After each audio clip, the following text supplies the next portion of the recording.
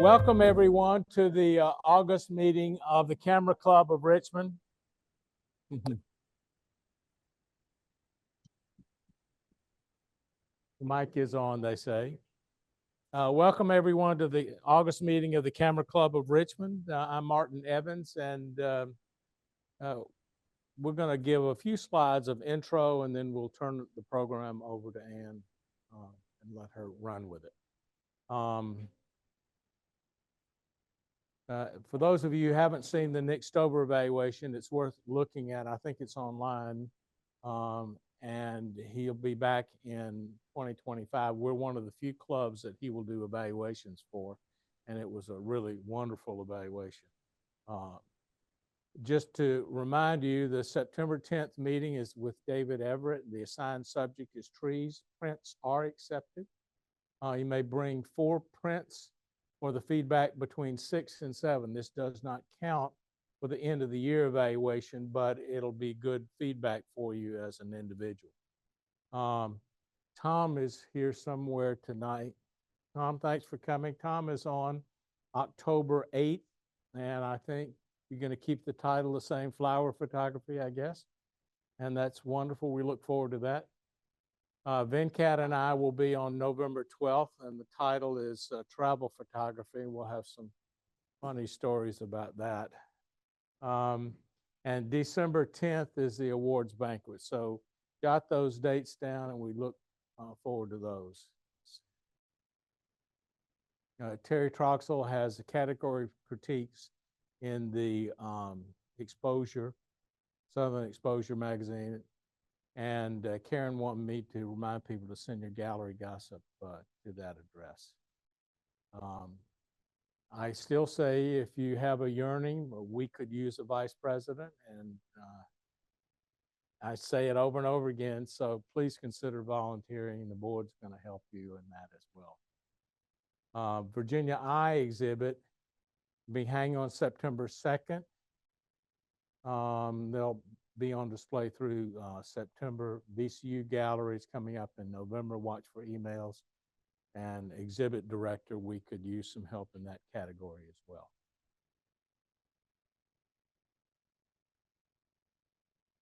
well. Joe Ring has more roller derby action. August 22nd is macro. September 21st, if you've not been to the Oceana Naval Air Show, it's a wonderful event.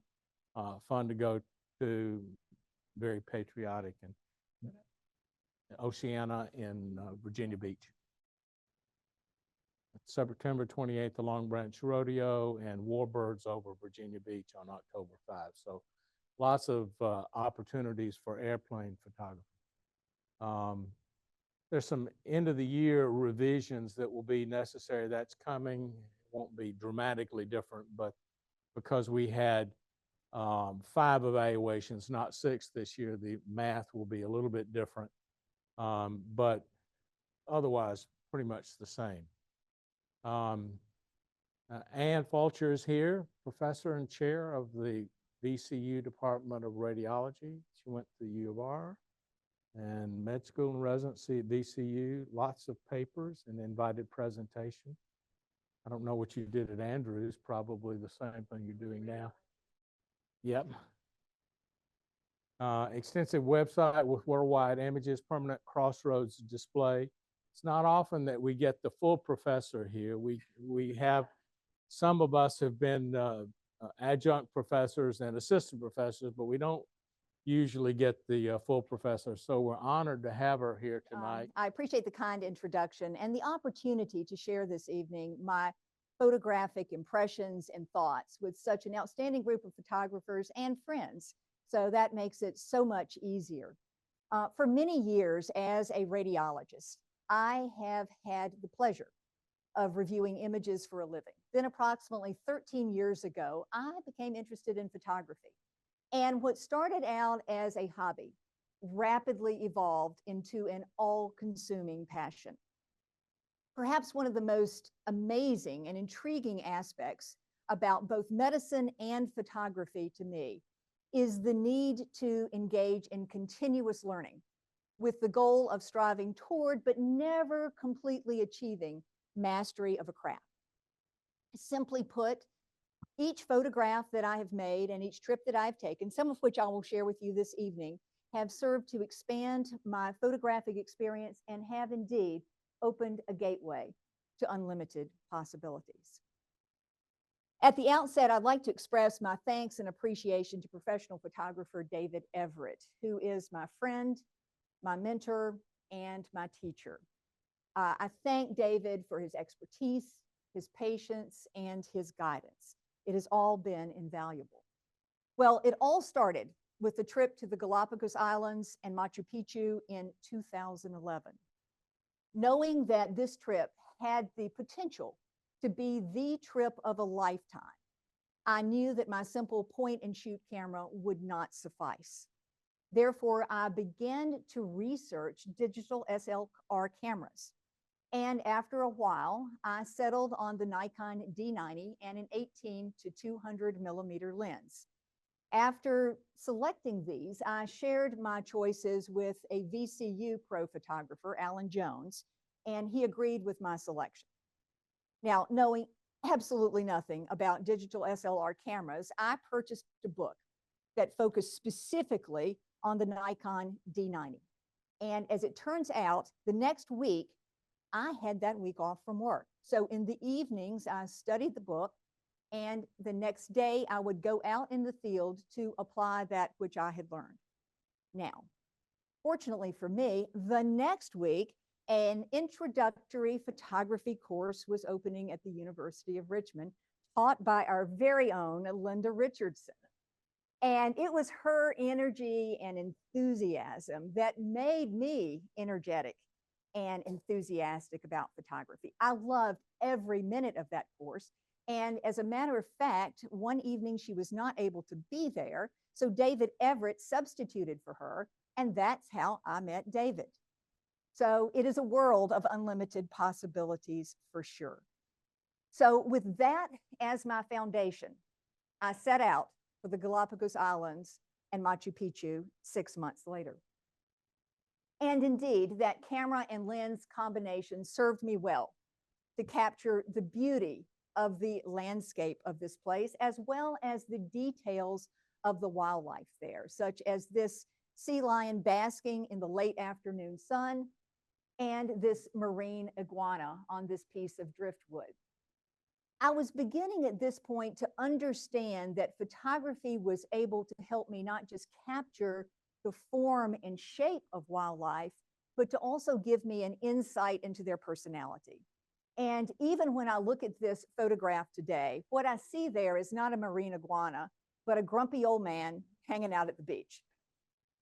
So after 7 wonderful days in the Galapagos Islands, I moved on to Peru. And it was here that the unlimited possibilities of photography revealed themselves to me. I saw those possibilities in the stunning landscape of the country, the architecture of Machu Picchu, and of course, in the people.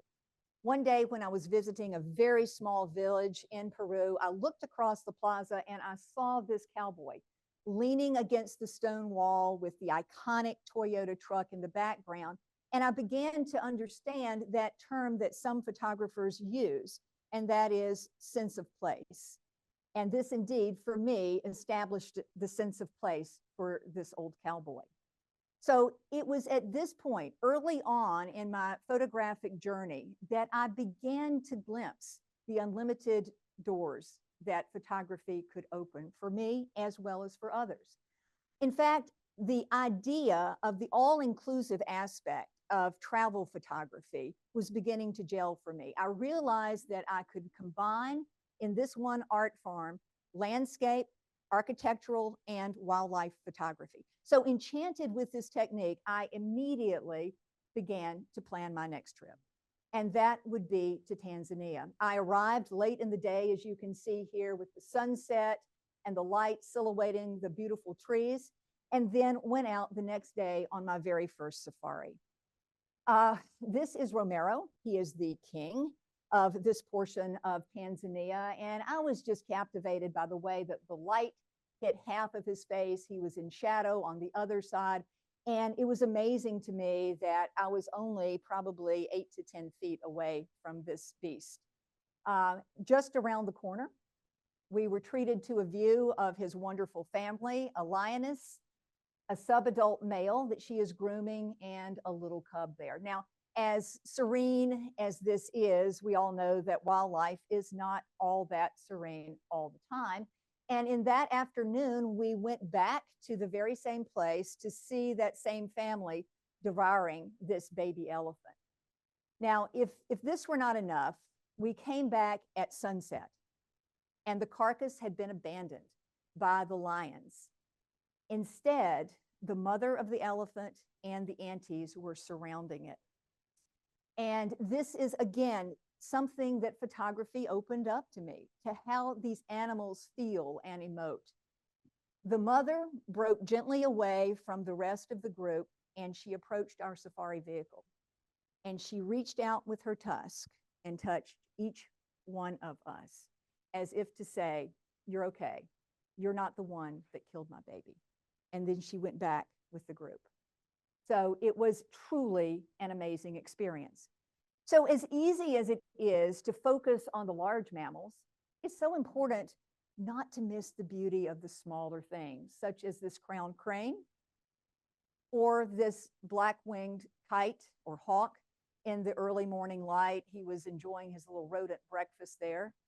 And as much as wildlife is a part of Africa, or Tanzania specifically, it's important to understand the people as well. And this is yet another insight that photography offers us. It gives us an insight into others' cultures.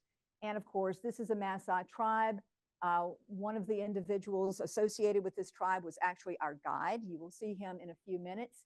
But they did their dance for us. They showed us their beautiful red robes, their shoes that are made out of tire rubber. And most importantly, they welcomed us. They welcomed us into their bamba. They welcomed us to see their wives and sisters and babies. I was absolutely captivated by this little baby and the glint in the eyes. And then I saw this elderly Maasai woman crafting very carefully this jewelry.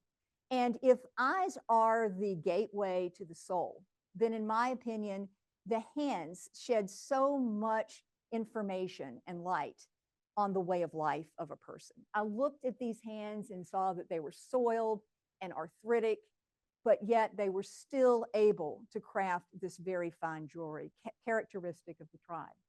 So it was at this point that I realized, gosh, I really enjoy photographing hands as well. And that has become a bit of a thing for me. So at the end of the trip, this kind of summed the entire thing. Our wonderful guide stood there posing on the rock, his robe, his shoes, his staff, and the wonderful Tanzanian landscape in the background. Now, I work with a lot of folks from India, and they are not only my colleagues, but they're my friends. And I have heard wonderful stories about the place for years. So I said, I got to go there, right? What better place to apply what I'm learning in photography? And of course, this is the Taj Mahal. A lot of folks will say, well, why on earth would you take the postcard picture? Well, it's there, and I've never taken the postcard picture before. Why would I not want my own postcard picture of the Taj Mahal? And to me, this picture symbolizes or conveys another bit of information for people who are interested in travel photography. And that is to hire the best guide that you can possibly afford, because he or she will get you to the right place at the right time. And others have asked, oh, Ann, how did you get this with no people there? Well, it was all about the guide. He ensured that I and a couple of other people were the last ones out that night. And we turned around at the door, set up our shot, and fired away, which allowed this to be possible. Now, another gateway that photography has opened for me, and I had a bit of this anyway, but adventure. I love it. So yeah, I wanted to take this postcard shot, but I really wanted to take this shot. And this happened again because of a great guide and because, quite frankly, I wanted a little adventure. So we got up at about 3 in the morning, got on a small van, which took us to a field where we met some tuk-tuk drivers. We got in that little vehicle for two, went about, I don't know, 2 or 3 miles perhaps, not sure. And then we got out of that and walked through a field for another mile. Now, I'm pretty sure we were kind of trespassing, but that wasn't my business. That was up to the guide. But when we emerged from that field, this is what we saw, except this is the back of the Taj Mahal, an area that one rarely sees. In front of us is the Yamuna River. I was standing on a tiny spit of sand there, and this is not how it looked when I got there. The entire place was shrouded in fog. So we stood there for about an hour, hoping beyond hope that the sun would rise, dissipate some of the fog, and allow for a good shot. So indeed, that happened. And magically, it was just enough of dissipation of the fog that the Taj Mahal was still a bit in the mist. And others have accused me of compositing this. I did not. These birds flew in at just the right time. So this was a shot that I will never forget. I was traveling with the National Geographic photographer, Jonathan Kingston. And he said, you know, Ann, I can tell you like to get good shots, but if you can come away from a trip with one shot that pretty much says it all for the whole trip, you should be satisfied with that. And this is one of those shots. Actually, I like it so much that I have it in my office and I have it in my home. So it's just a good memory. And I think that's another gift that photography gives us. It gives us the opportunity to lock that moment in time. Maybe you wouldn't have ever remembered this, but you've got the visual image. At least for me as a radiologist, that's incredibly important, and that's how I remember things. So India is indeed a land of contrast. In Old Delhi, one has multiple opportunities for yet another type of photography, which I've come to love, and that is street photography.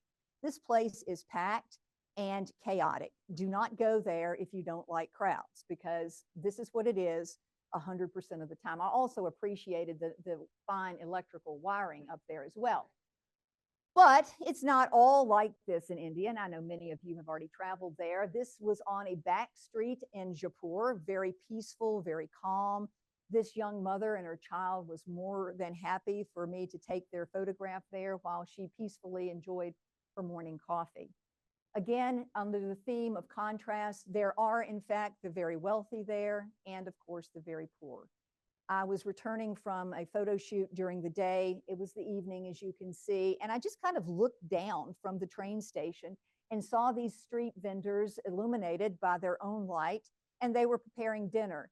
And I think the poignant part here is the name on the train, second class. And that's a theme that runs through India as you travel there, perhaps not as much now as it used to be. So when I travel, I try to coordinate the travel dates with festivals or unique activities in any one place. So I coordinated this travel date with the Indian celebration or welcoming of spring, or the Holi festival. And that is where party goers dance, they have music, and they throw this paint. And it is a powdered paint. Just for you, when you travel there, don't try to get too authentic with this, because the really authentic places will have lead in the paint. And our photographer on a prior trip had lead poisoning, and he spent a few days in an Indian hospital. So they were very careful that we went to a non-leaded paint party for this. But it was a great deal of fun. The people were engaging. I talked with one of the musicians who was willing to sit for this portrait here with all of the beautiful colors and the paint all over his face. Again, I like to photograph hands, and to me, the hands told a big story here. The paint is all over his hands and his shirt, and it just kind of spoke to me about the aura of that particular day. From there, we traveled toward, but not into, Pakistan, and you could feel the tension building up a little bit with the greater presence of the military. Our goal in traveling there was to get to the Thar Desert. And again, it all comes back to your guide. I felt safe all the time, never worried about anything. And when we got to the desert, we were able to interact with these camel drivers and their camels. And this just shows to me the incredible bond that these men have with these animals. They truly love them and they care for them. We stayed in the Thar Desert until nightfall and were able to photograph folks walking through the scene. And again, it's like Jonathan Kingston had told me, if you can get one photograph out of a trip, that's great. I was able to get two. I certainly did not speak the language of this young man, but he understood me when I said, can you just, kind of stand there and face the camel, which he did. And just as I clicked the shutter, the camel opened his mouth. So this is a shot that I have entitled Unbreakable Bond, and it's one that hangs in my home today. So no trip for me is complete without a little bit of wildlife activity. So I added 3 days onto this trip to travel to Ranthambore National Park. And this is a great concept in conservation there. These people have used the tourism dollars to preserve these wonderful creatures. This Bengal tiger seen here, this is a subadult male who had just emerged from a mud bath, as you can see. And the beautiful thing is he wasn't afraid of us and we were not afraid of him because we were close, but he was accustomed to seeing people coming through and those people had never hurt him. So why should he worry? Just before this, however, just minutes into this tiger safari, I saw this beautiful tiger. Her name is Arrowhead. She dashed across the road and killed this fawn. And I asked our guides, how often do you see that? And they said, gosh, it's very unusual, maybe one out of every 100 outings. And you saw it in the first 20 minutes. So I was just so grateful to have been there to witness this. So from there, my interest in wildlife photography grew. I heard about this place about 125 kilometers southwest of Churchill, Manitoba, where you could have a walking polar bear safari. And I wanted that. So flew into Churchill, got a fixed wing plane, landed on this little thing right there that is in fact a landing strip. And this was the beautiful landscape that greeted us. But I really wasn't there, to tell you the truth, to photograph landscape. I was there to photograph this.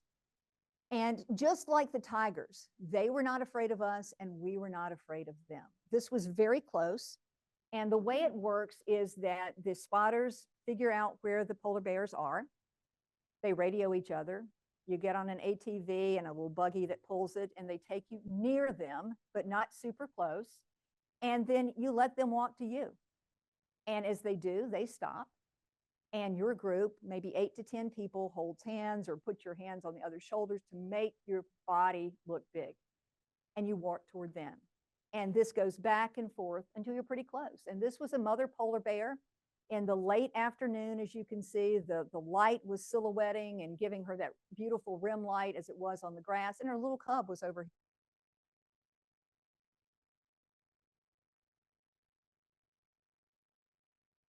I know that's not the case everywhere, but in this place it is. As we were flying from Churchill to this lodge, which is out in the middle of nowhere, there's nothing there but that one lodge. We saw it probably from the air 150 polar bears. We started counting them and then just lost track. We had wonderful guides, Josh on the left, Butch on the right. Butch is a Cree Indian. He knows this land by heart. He grew up on it. He loves it. And yes, they have rifles, but they have never used them on a polar bear. If the polar bear comes too close, this is another guide, Andy, you just click 2 rocks together and that sound makes them back off. And indeed, some of the polar bears got kind of close. This was a subadult male. He was very interested, not so much in us, but in our coats and jackets and other things that were on the ATV, but he was great. He put on a show for about 30 or 40 minutes. It was a constant flicking of the camera that you saw, and he did not care. As a matter of fact, not only did he not care, he got bored with all of us and just took a nap right there. We moved on. This is an area that has a lot of moms and cubs.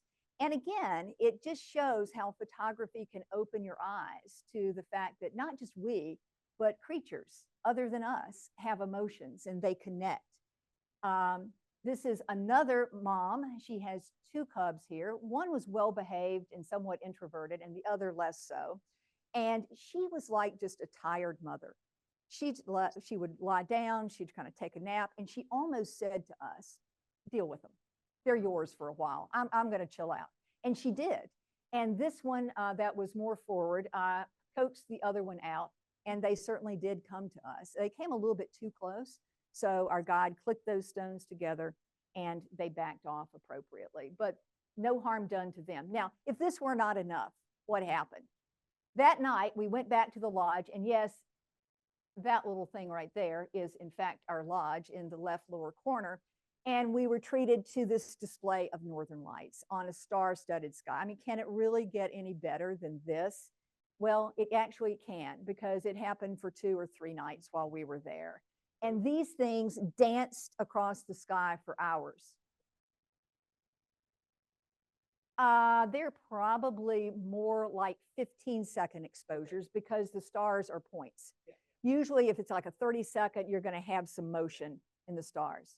And quite frankly, you could use a faster shutter speed because the northern lights provided so much light. So I had dabbled a little bit in night sky, but this was another gateway that opened for me. Gosh, this is just too cool. So I'm going to check out some guys or girls or whoever who do this for a living. And I found them. And so I've been traveling with them since. And I traveled to one of my must-see. These guys only take 10 or so folks on their trip. And we covered so much of Easter Island, both in the daytime and at night. For this, we knew the Milky Way would rise at about 4 a.m. So we headed out around 2:30 or 3 in the morning, set up our tripods. Now this place is completely dark, right? There was a tiny bit of light pollution behind there, but not much. So in order to light the MOA, we used fixed LED lights set to 1%. That's all you needed to light them. And just left them there and waited. We waited for the clouds to dissipate. There were still a few left, but that's okay. It added a little bit of character to the evening. And then this is what we got. And obviously none of us could tear ourselves away. So we stayed there all night. And if you look at the sky here, it looks very different than the other shot. And that's because this was the blue hour just before sunrise. We really took advantage of the whole night there. And for this, we lit the MOA here. And it doesn't show that well here on the screen, but you can see a bit of the landscape in shadow there, and then the stars as points of light, and the clouds have motion because this was probably a 15 or 20-second shot. But this was magical for me. And it was yet another type of photography that revealed itself to me. So I couldn't stop, okay? So I traveled with these guys to Biscayne National Park in Florida. We were photographing lighthouses. This is actually an ornamental lighthouse, so it was not a real one, but the light at the top was fixed.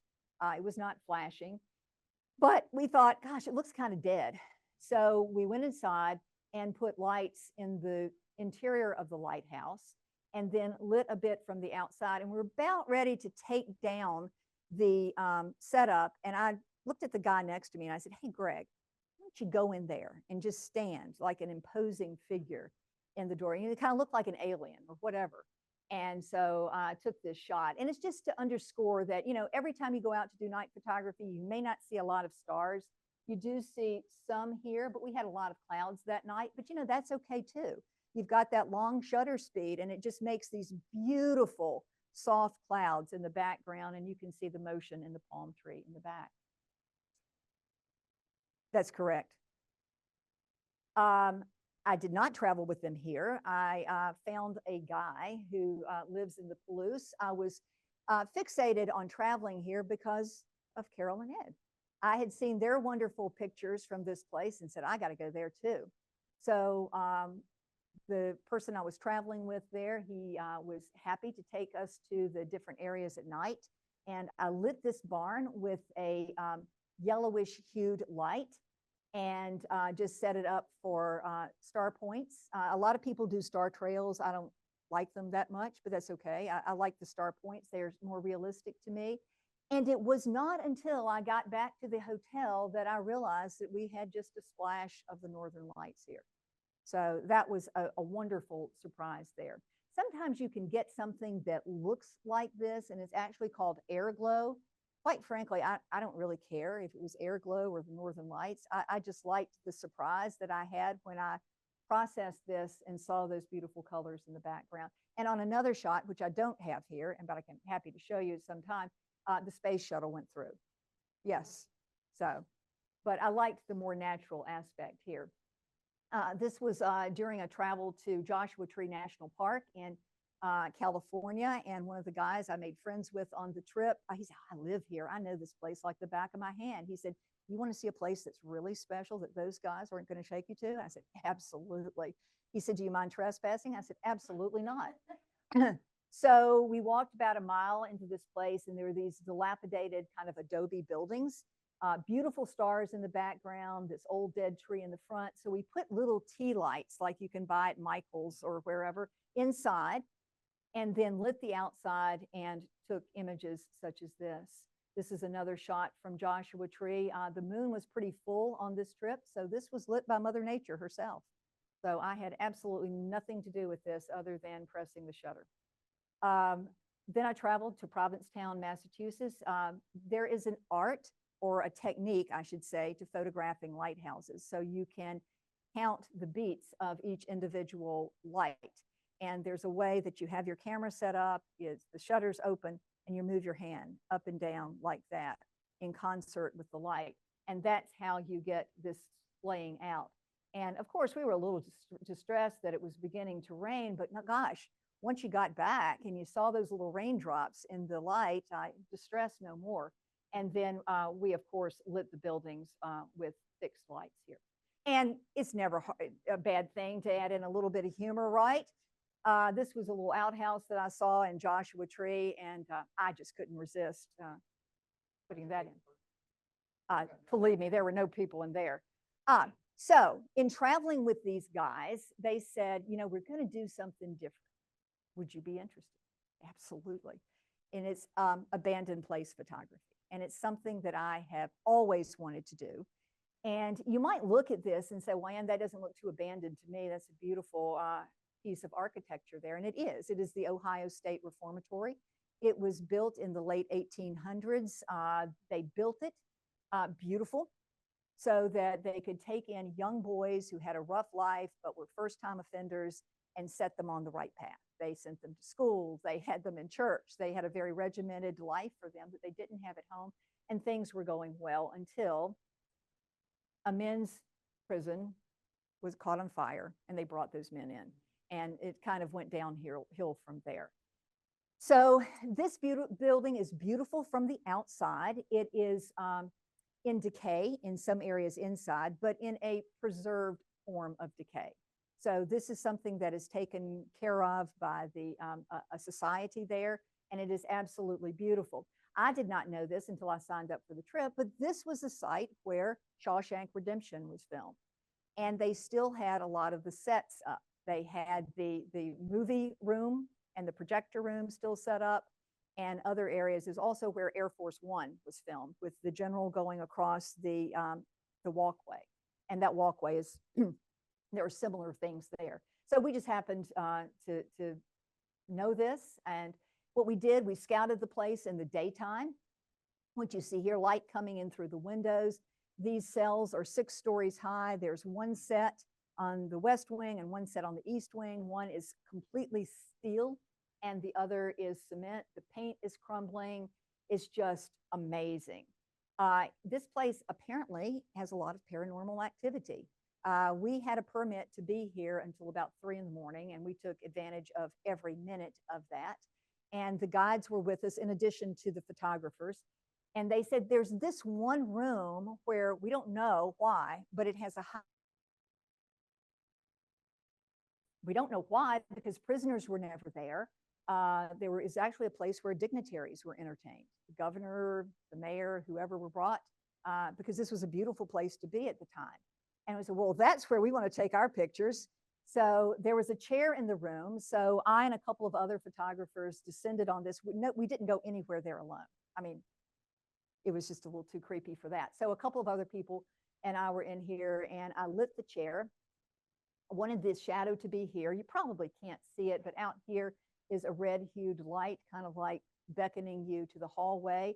And our pro photographer that was traveling with us, he was so scared of this room, he would not even come in there. I felt nothing. We got the shot and I was happy with that. And we moved on to the rest of the prison. Lights were coming off and on in the prison. Some were green and purple and pink. Don't ask me why.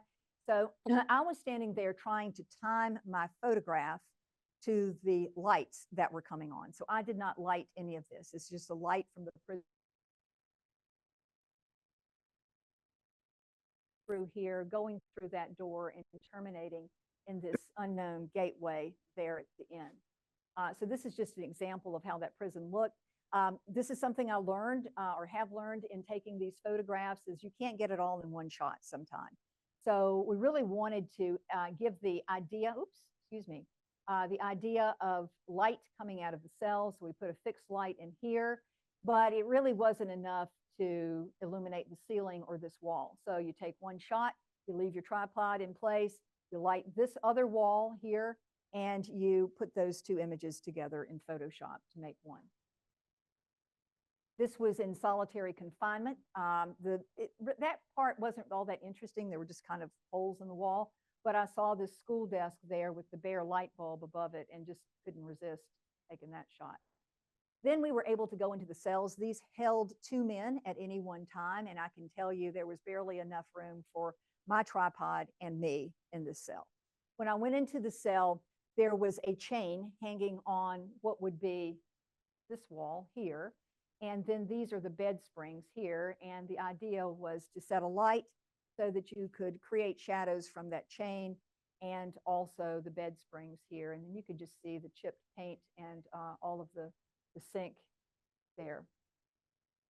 And of course, we didn't stop there. That wasn't enough. We traveled from there to Weston, West Virginia, to the Trans-Allegheny Lunatic Asylum. And of course, given my background, I was very interested in the medical center, which was unbelievably spooky. We scouted this in the daytime, and this is one of the wards, and it was just a long hallway with the light feeding in, and I happened to see a wheelchair like down here somewhere. And I said, well, why don't we move that wheelchair into the hallway? And as it turned out, there's this skid mark that goes right to that. We did not do that. And it just kind of gives you an idea of what the place is like. So I was really captivated and still am by abandoned place photography. We went back at night, and although this place is pretty creepy, it was also unbelievably beautiful in some of its architectural elements. This was in complete darkness. We put a fixed light on one side and just shot this from inside with a wide angle lens. Again, it was a very, very cramped spot. I was enamored. There was a salon for the ladies at the lunatic asylum, and they had left some of the hair dryers behind. And we figured out a way with the advice of one of our pro photographers as to how to light this without being in it. So that was a very cool technique to learn. And then we lit the rest of it from the external with a fixed light. And then across the hall from there was the morgue. So sorry, but I couldn't resist. So one of my friends and I went over there, and one of the pro photographers was with us as well, just kind of watching. He wasn't quite as much into it as we were, but at any rate, we put a light in here, a light back here to illuminate that, and a light on the other side to illuminate not only the body box, but also the embalming sink here. It's all fixed, no flash. Not much. I like it simple. Oh, I'm sorry about that. Can you explain a little bit about what you carry with you for lights and equipment? And not much is the answer. The camera, a tripod, and just any type of LED light that you can buy at B&H or any camera store. I like the Luxley brand, but I certainly don't get any kickback for saying that. There are many different brands out there, but the idea is that you can turn the intensity up and down, and you can also change the color temperature to whatever you want. So it's very simple. Yeah, they're about like this big. And you can buy little stands. Yep, battery operated. Yes. Yeah. Tell me.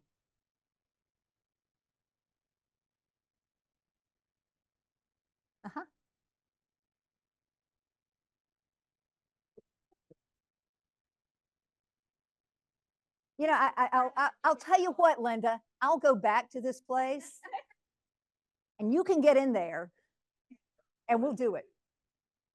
Yeah, exactly. And then the pandemic arrived. Then what? Well, in February 2020, I was about to board a plane to Borneo until the world came to a halt.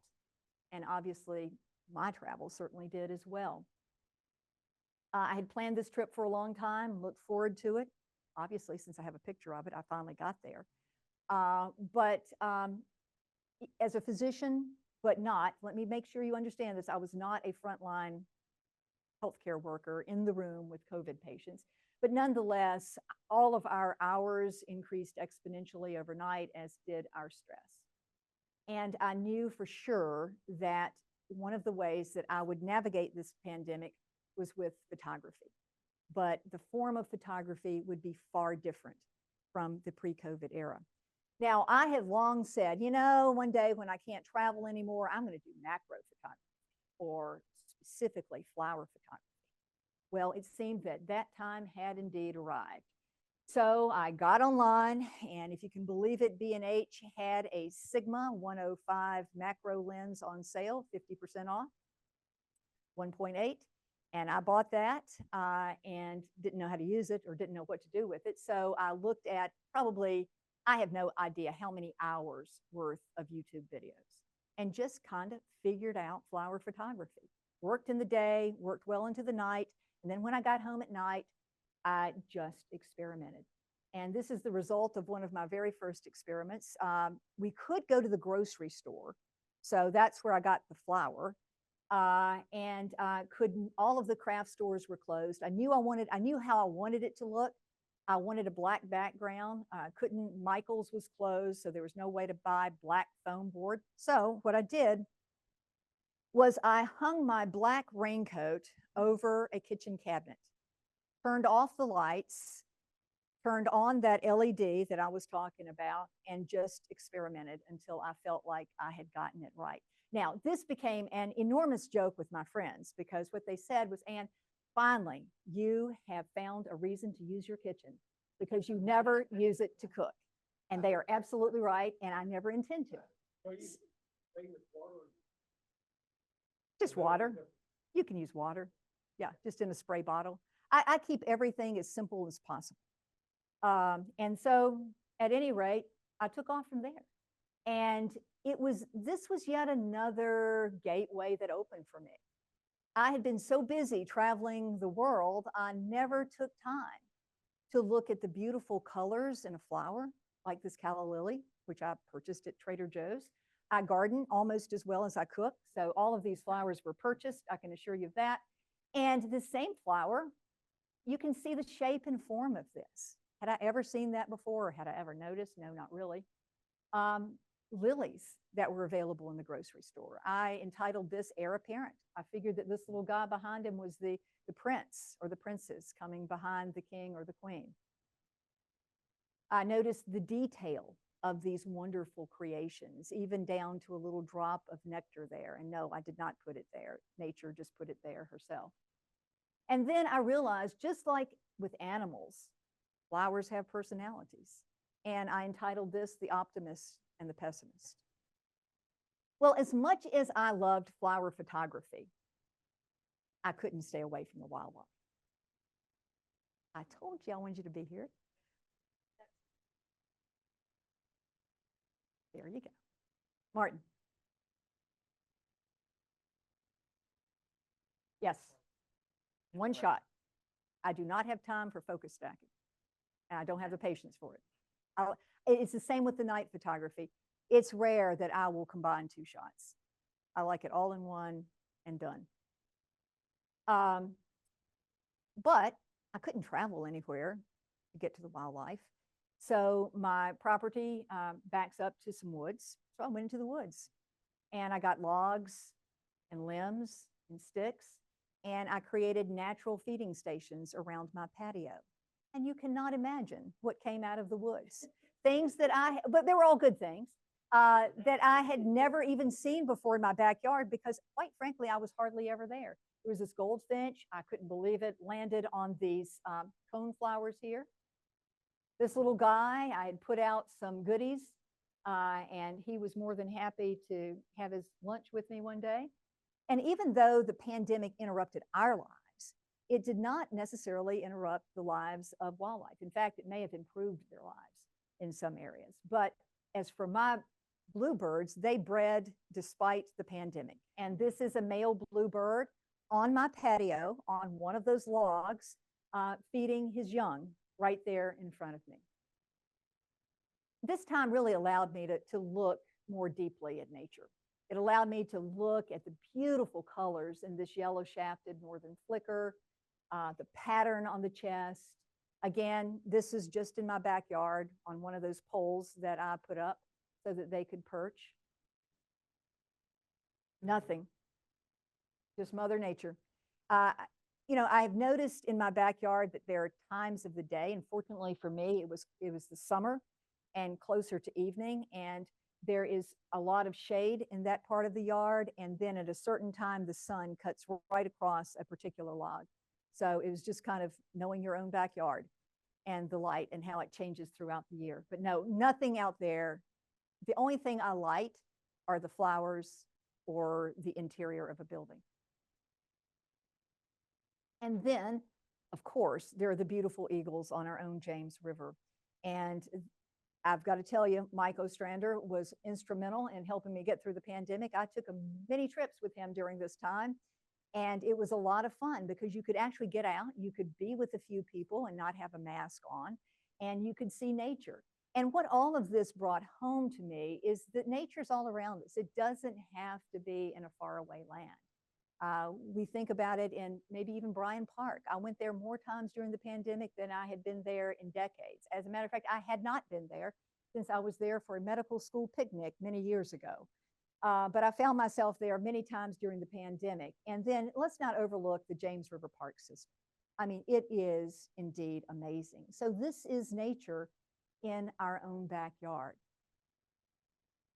So as the summer came to a close, but the pandemic did not, I found myself with a large number of flower photographs and wildlife photographs from my backyard. And at the encouragement of friends, I decided to lease a wall at Crossroads Art Gallery. I had never done anything like this before. I really had no idea how to do it. David Everett, my friend, encouraged me to do it, and he is one of their jurors, so I got juried in pretty quickly.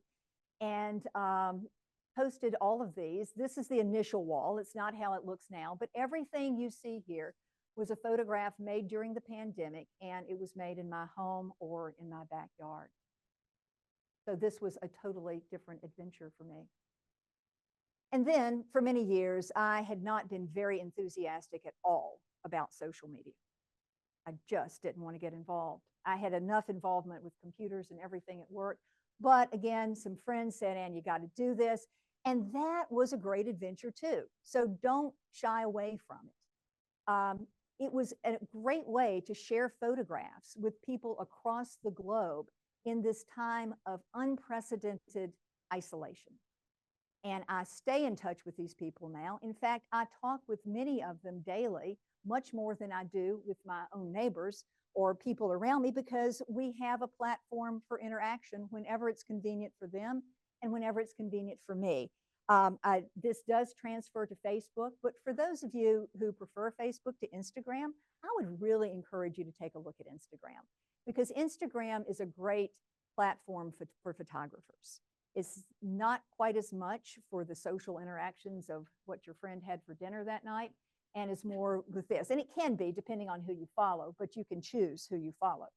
So this was a great step in the right direction for me as well. So when I became interested in photography over a decade ago, I could never have foreseen the unlimited possibilities that this would offer me. Indeed, photography has given me so much. It has given me the opportunity to experiment with many different types of photography. It's made me realize the importance of looking at the details in nature, not just in Africa, but in my own community and in my own backyard. And it has also, whether I'm on an African safari or a casual walk through Bryant Park, made me go out into the field, not with expectations, but with the goal of expanding my horizons. And that is what it did. So I'm happy to answer any questions you may have. I'm sorry, what do I use, PC or Mac? I use PC, and what are the software products that I use? I use only Adobe. I use Adobe Camera Raw. I know a lot of people use Lightroom. It's the same algorithm. It's the same thing. The only difference is the filing that you use to categorize and key your photographs. I do that on my own, in my own way. And then I use Photoshop. So I start in Adobe Camera Raw, or same thing as Lightroom, and then I bring everything over to Photoshop for a final tweak. Okay, you use anything besides those to sharpen? I do not. And the reason I don't is because it's just the same with the flower photography. I like to keep everything simple. And the simpler it is, the more likely you are to enjoy it, in my opinion, and the more likely you are to use it. If it becomes complicated, it kind of becomes like a job. Can Ann tell us what group she was with at Easter Island? Yes. National Parks at Night. They are the night photography guys. Yes, sir. You had told us about how you went about learning to use a DSLR, but I'm most impressed, I'm just as impressed about your compositional skills. And where did that come about? How did you come about? No, I think, first of all, I appreciate your comment. Thank you. I think part of it comes from my job. I look at images all the time. There was a study that just came out in some of the radiology literature as how involvement in art makes you a better radiologist. And I think both what I do for a living and what I do for fun are visually based. And I don't know, really. I sometimes just see things and I photograph them. Sometimes it works and sometimes it doesn't. Of course, I have the opportunity here to show you the ones that work. Okay, all right, one at a time. What is your process when you're printing I photographs? don't. That's part of my simplicity. Who does it? I do not want to have anything to do with printing. I don't do enough of it. I don't have the volume to keep the ink going, and it's the time investment is not worth it to me. You're singing my depends. song, but where do you go for printing? It depends. If it's something that I think will look good on a canvas, for example, if it's a kind of a painterly type thing, I have some horse photographs that I have put on canvas. So I go to Canvas on Demand. They're very good. They're in Raleigh, North Carolina. For most of this stuff, because it's very high contrast, I print on metal. I love that. And Martin and I were talking about this earlier. My go-to place, it's very expensive, but I like it, is Bay Photo in San Francisco. There are other places that are also quite good, and I've used them, Illuminize and Artbeat. And I really don't print on paper very much, but if I just don't. It's basically metal or canvas. Raise a hand. Okay, who's next? Carol. Okay. Carol, hold on. Wait. Harry, one moment, light the dot. Yeah, the question is, what is the type of light? You can use a lot of different types. What I use is in the Luxley series, Luxli. But it's any LED light where you can adjust the intensity and the color. That's just happened to be the brand that I landed on, but anything will do. Yep, absolutely. Yep. And a lot of people use that for kind of setups of macro photography because it's so easy just to move around. Yeah. Ian, Yes. how do you find that? And thank you for a wonderful presentation, really. you. How do you find the guides, either the the persons who are going to take you to the spots or the photographers who are guides for you? Trial and error. There's nothing like going with the wrong person once. You get recommendations from people, and then I just stick with them. If one thing that I have learned, some of the National Geographic trips that are small, they don't do those much anymore. And they don't do the focused ones on photography.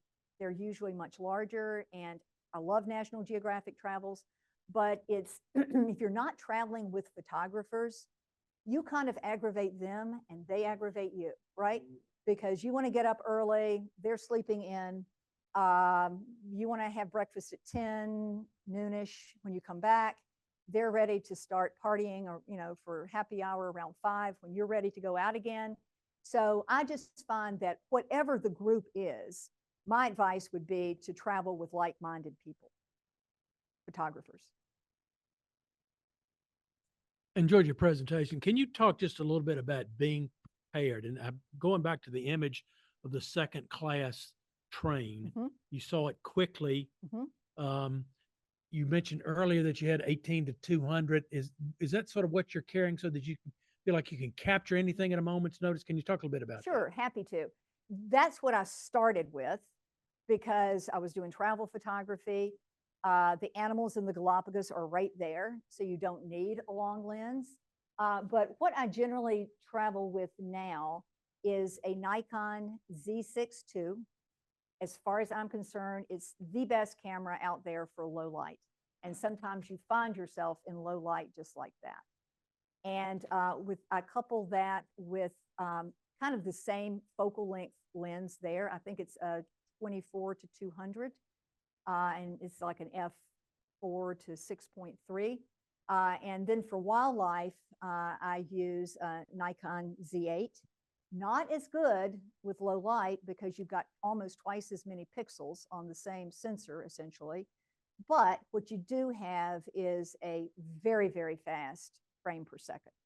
So if you need something, you just get on the shutter and you can really cover the action. With that, for wildlife, I use the Z series lens, the 180 to 600. And then for night photography, just depends. If it's going to be star points and I really want to minimize the noise, although that's not too much of a consideration anymore. If you use the denoise in the newest versions of Lightroom and Adobe Camera Raw, I mean, it's like magic, really. But for those, I use a Z series 14 to 24 lens, a very wide angle. And that's what you need really for things like the MOA shot.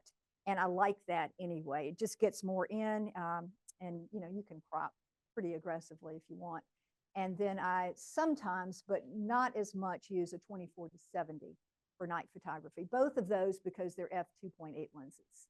And then for the macro, I just stuck with the Sigma macro lens 105 that I purchased during the pandemic. So I don't have a closet full, of lenses. I keep it simple. One of the things that happened early in my medical career, a new technique was coming along. It was called MRCP, and it's basically a way to look at the bile ducts and the pancreatic duct in a completely non-invasive fashion. And we helped pioneer that technique at MCV. And the way we made it work was because we didn't make it complicated.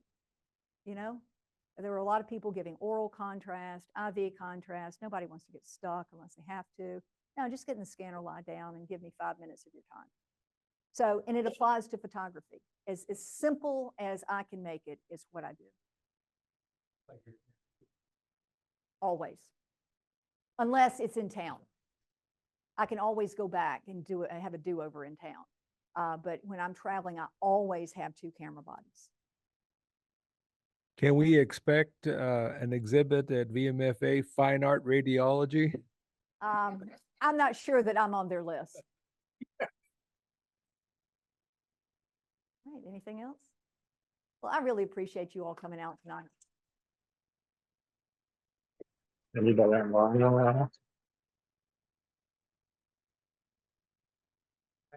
much. Full professor of love. Any business for the group? Yes, Fred. Martin, one more comment. I failed to mention, but should Bill and Lane work, let Bill and Lane Whitworth were also two more of the top 10 photographers in Virginia this past year. So you have 3 club members who are competing and valued on a national panel, looking at their images, top 10. You guys are. And from And I the, do want to put in a plug for something, and Fred, thank you for reminding me, and that is the VPPA, the Virginia Professional Photographers Association. Absolutely wonderful. I mean, when I joined, I was like, why would they let me in? But there could not have been a friendlier and more inclusive group of individuals. And you just learn so much. Have to join the PPA, but I think it's a good idea. I would really encourage you guys to look into it. If for no other reason, the insurance on your equipment is worth the membership fee. And just one other thing, I'm gonna, not that you want them, but I'm gonna leave my business, my Playtime business cards here with you. If you want to follow on Instagram, I'll have it there. I do have a website, which is poorly maintained. So I just don't have time to do It's that. got a gazillion photographs from all over the world, though. It's not really bad. I could do better if I had more time. But anyway, I'll leave those with you.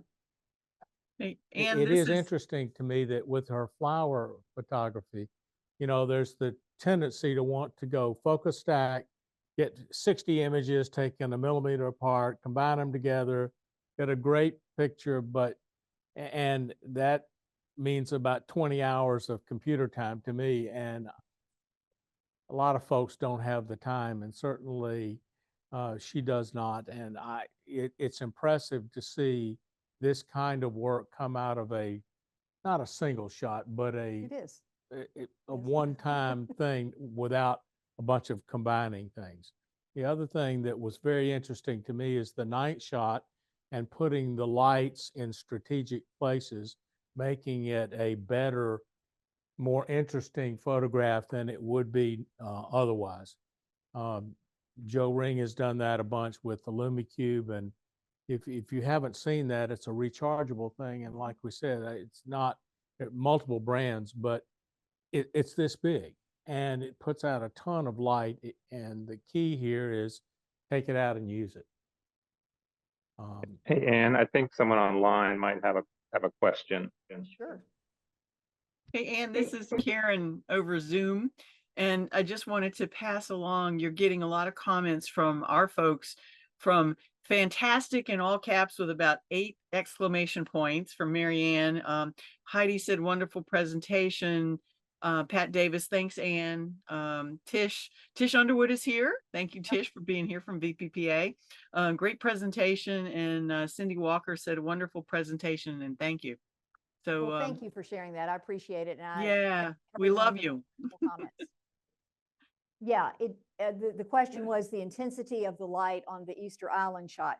It didn't take much light for a couple of reasons. One, it was completely dark, right? So any amount of light would really illuminate the statues. And then we had the shutter open probably for 15 seconds.